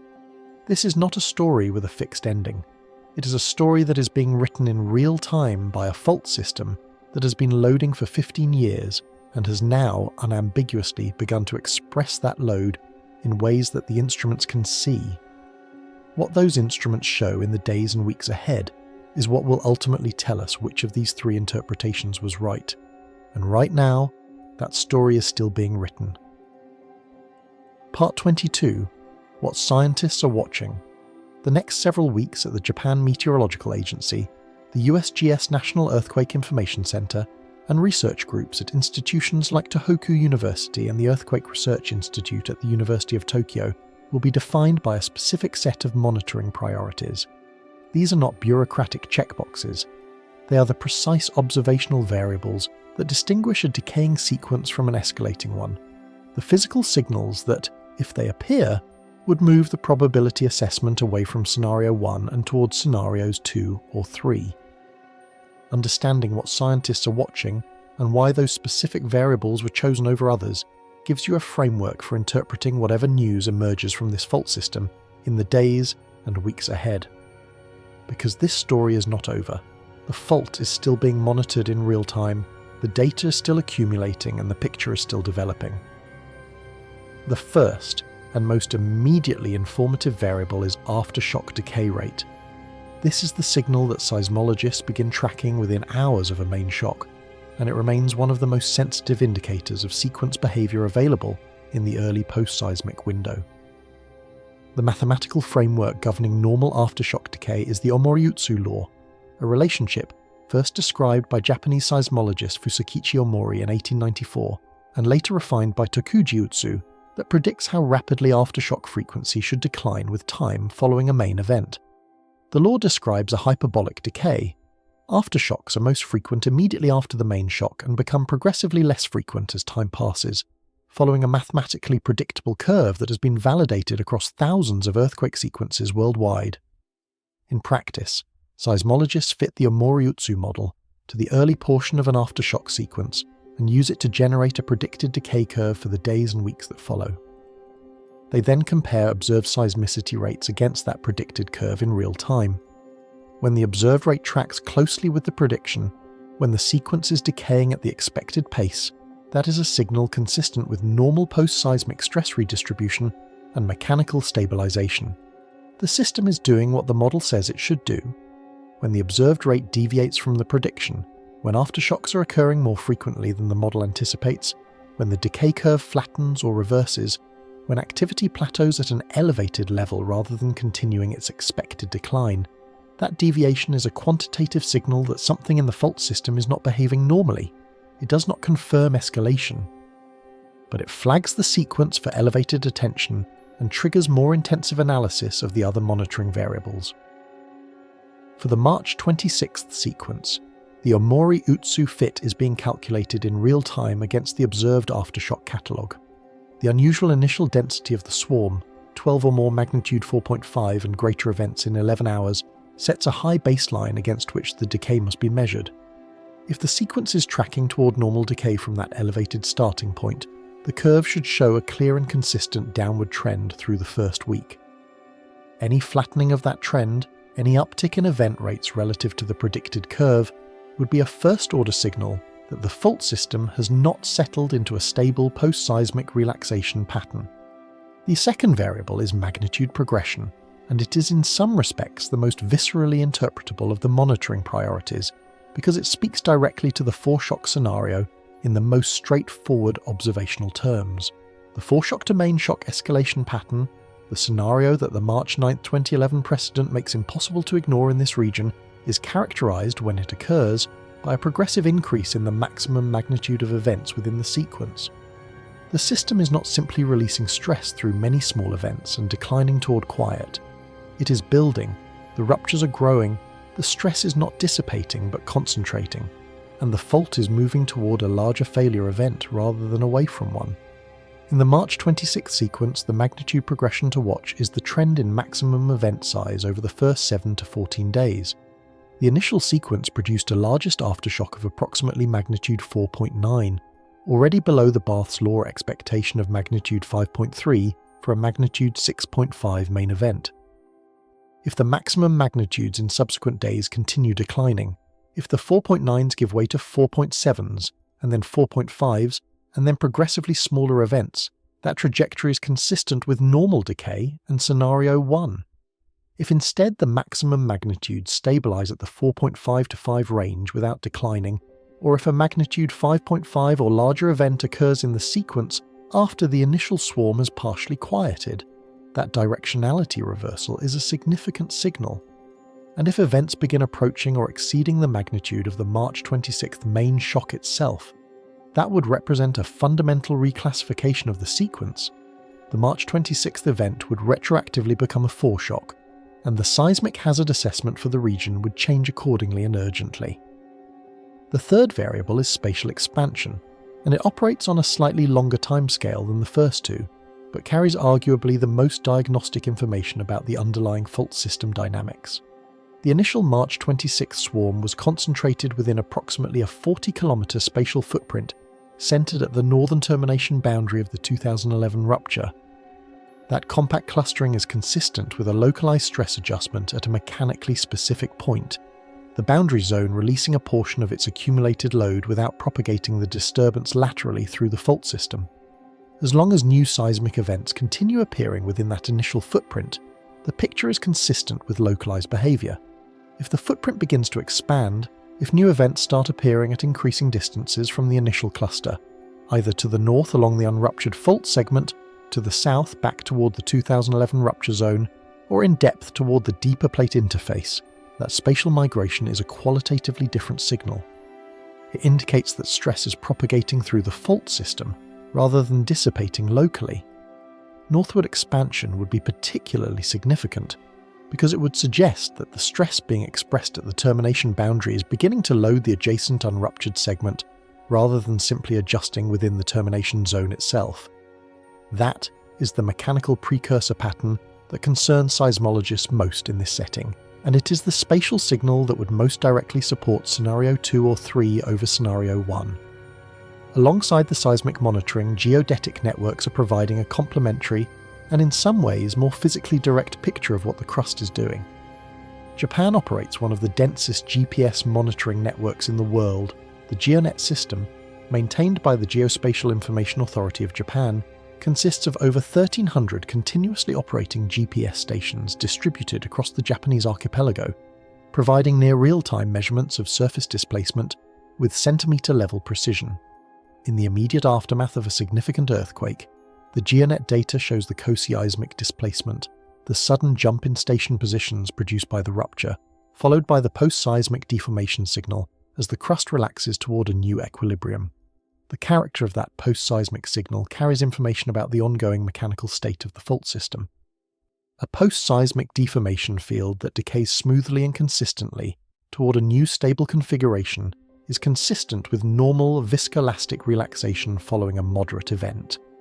A post-seismic field that continues evolving, that shows ongoing displacement at rates inconsistent with simple relaxation, or that develops asymmetries suggesting continued fault creep or afterslip on specific fault segments, would indicate that the fault system has not reached mechanical equilibrium and that the stress redistribution initiated by March 26th is still in progress. Satellite-based interferometric synthetic aperture radar, INSAR, adds another dimension to the deformation picture that ground-based GPS cannot fully provide. By comparing radar images of the ground surface taken at different times from orbiting satellites and measuring the phase difference between them, INSAR can detect surface deformation at spatial resolutions and sensitivities that complement the point measurements of the GPS network. In the offshore environment of the Japan Trench, where the most seismically critical portions of the fault system are beneath the ocean floor and inaccessible to land-based instruments, INSAR provides coverage of the nearshore coastal zones that would show deformation signals from offshore fault activity. Combined with the ocean bottom seismograph networks that JMA and research institutions have deployed on the seafloor in this region, the deformation monitoring picture for the northern Japan Trench is as comprehensive as any fault system on Earth currently enjoys. None of these tools, the seismic networks, the GPS arrays, the INSAR satellites, the ocean bottom instruments, can predict the next earthquake. That boundary has not been crossed by any monitoring technology currently in existence, and the fundamental physical reasons why short-term deterministic earthquake prediction remains beyond reach have not changed. What these tools can do, and what they're doing right now on the Japan Trench, is detect the physical signals that distinguish a fault system that is settling towards stability from one that is continuing to evolve toward a larger event. The difference between those two trajectories will be written in the data over the next 7 to 14 days, and the monitoring infrastructure watching this fault is, for the first time in the history of this boundary, good enough to read that story as it is being written rather than only in retrospect. Part 23. Fukushima. Real risk versus narrative fear. The name in the title of this video is not there by accident. The 2011 Tōhoku earthquake and the Fukushima Daiichi nuclear disaster are inseparable in public memory, and the connection to March 26th is real, but requires precise framing. The Fukushima Daiichi nuclear power plant sits on the Honshu coastline at a distance of approximately 200 kilometers from the March 26th swarm epicenter. The March 26th event generated no tsunami. No alert was issued for the plant. No emergency response was activated. The immediate physical risk to Fukushima from the March 26th swarm was negligible. The significance of the Fukushima reference is not about immediate nuclear risk from this specific event.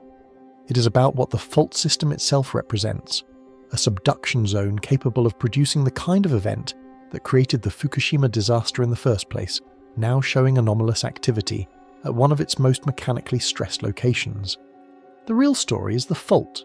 The real question is what the fault is doing and where it is going. The Fukushima name is a reminder of what this tectonic system has demonstrated it is capable of, not a suggestion that reactors are in immediate danger from the March 26th swarm. Part 24, the bigger system perspective. Zoom out far enough, and the geographic frame of this investigation expands in a way that changes how every individual data point reads. The Japan Trench does not terminate at the Iwateoki segment's northern boundary. It connects through the Kuril-Kamchatka Trench into a continuous subduction system that arcs northward through Russia's Kamchatka Peninsula, and then curves back south through the Aleutians.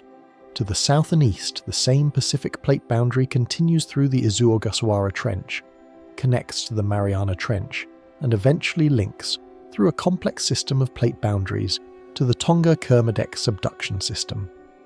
The March 24th Tonga event and the March 26th Japan event are not geographically adjacent, but they are on the same continuous plate boundary system, separated by tectonic intermediate systems rather than by independent geological structures. This system-scale perspective is not commonly applied in mainstream seismological analysis, partly because the complexity of stress interactions across such distances is beyond the resolution of current models, and partly because the scientific culture around earthquake analysis favours local and regional frameworks over global ones. But there is an emerging perspective among some researchers that views the Pacific Plate boundary system as a single interconnected stress environment, one in which major events in one section can shift the balance in others, not necessarily through direct stress transfer in the conventional Coulomb sense, but through the propagation of dynamic stresses, through post-seismic relaxation effects that operate over years and decades, and through the shared tectonic loading driver of Pacific Plate convergence that applies pressure to the entire boundary simultaneously. Under this system-scale perspective, the 2025 Kamchatka sequence, the March 24th Tonga event and the March 26th Japan swarm are not three unrelated data points on a global seismicity map. They are three expressions of activity on a continuous plate boundary that has been in an elevated state of mechanical adjustment across multiple segments simultaneously. That does not mean a global mega-earthquake is imminent. It does not mean that any specific escalation is likely. What it means is that the traditional habit of analysing individual earthquakes in geographic isolation may be inadequate for understanding what is happening across the Pacific Plate boundary right now. The system is bigger than any single event, and the fault boundary north of the 2011 termination zone, currently active, currently cracking, currently loaded with 15 years of accumulated stress, sits within that larger system as one of its most mechanically constrained and historically significant components. Part 25. Final thought. The edge of failure. We come back at the end of this to where we began, a fault edge, the precise geographic and mechanical point where one of the most powerful earthquakes ever recorded on Earth ran out of energy and stopped propagating. A boundary that has spent 15 years accumulating the consequences of that stop, the inherited Coulomb stress, the continued plate convergence, the unresolved mechanical tension between a segment that ruptured catastrophically in 2011 and a segment that did not. On March 26, 2026, something at that boundary moved. It moved in a way that was anomalous for the magnitude of the triggering event. It moved through multiple depths, leaving a trace of migration through the fault system. It moved in a spatial pattern consistent with fractured, distributed stress release rather than clean, localized rupture. And it moved within a temporal window shared by a major seismic event in Tonga and a significant geomagnetic storm sequence, patterns that may be coincidental or may reflect something about the state of the larger system that our current models are not fully equipped to capture. What we know with certainty is that this boundary is not in a stable, passively loading state. It is active. The question of whether that activity is dissipating stress, slowly, safely, incrementally, or reorganizing stress into configurations that precede a larger failure event is genuinely unanswerable with the data we have right now. And that uncertainty is not a failure of science. It is an honest description of the limits of what we can know about a planet-scale mechanical system that operates on time scales and spatial scales that dwarf human experience. What we can do is watch. We can track the decay rate of this swarm against the Omori-Utsu prediction.